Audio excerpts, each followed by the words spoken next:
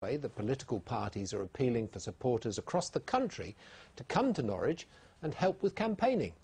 So why is the by-election so important? Here's our political correspondent, Andrew Sinclair. Stuart, it's almost impossible to overestimate the importance of this by-election. For a start, we're less than a year away from a general election. The result will have a big impact on the fortunes of all the parties and their leaders, particularly the Prime Minister. This is one of Labour's safest seats in the South East. If they lose in Norwich, they can expect to lose all but 2 or 3 seats in this region at the next election. And this is also the first by-election since the MP's expenses scandal. Will people be bothered to vote, or will they switch allegiance? Which is why staff, volunteers and money are pouring into Norwich North at the moment. If you live in the constituency, expect to be bombarded with leaflets over the next fortnight and approached in the street. The parties are out fighting for every vote. Incidentally, I understand that the Conservatives are using a phone bank in London. Volunteers are going to call voters in Norwich North every afternoon and evening.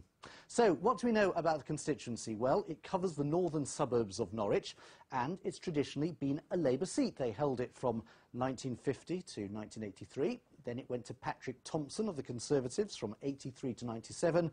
And then Ian Gibson won the seat back for Labour.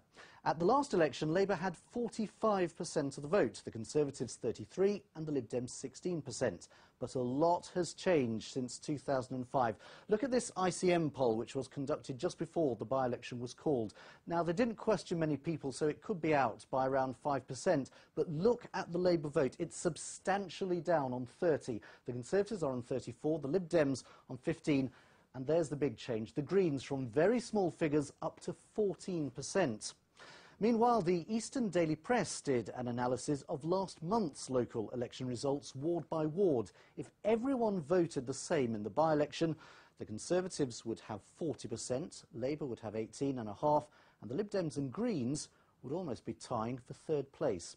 So that's why this election has so much riding on it for all the parties. Incidentally, if you want to stand, you have until Wednesday afternoon to get in your nomination and your £500 deposit. If you want a postal vote, you need to apply by then as well. There'll be regular coverage of the campaign here on Look East and on BBC Radio Norfolk, and there's a full list of candidates declared so far on the BBC Norfolk website. Andrew, thank you very much. And as part of our coverage of the by-election in Norwich North, we want to hear from you. We're looking for a people's panel to give us their views on the campaign as it develops. If you're interested and you're eligible to vote in Norwich North, you can get in touch by phone on 08457 630 630 or email us via the website, that's bbc.co.uk/lookeast. Later in Look East, Jim will be telling us when we can expect some more sun and how